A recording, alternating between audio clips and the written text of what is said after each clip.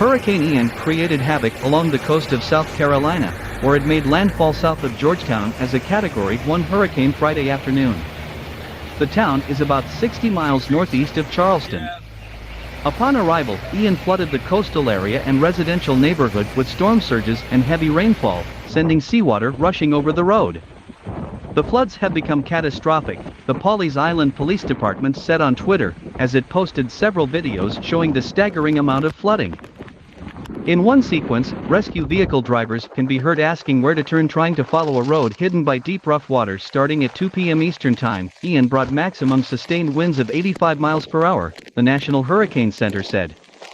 In a sign of the many threats posed by Ian, the state of South Carolina was under more than 85 weather alerts, watches and alerts as of 2 p.m. Police in Horry County, which includes Myrtle Beach, posted video of the sea rushing into the streets from the access point in Garden City along with heavy rain and flooded roads.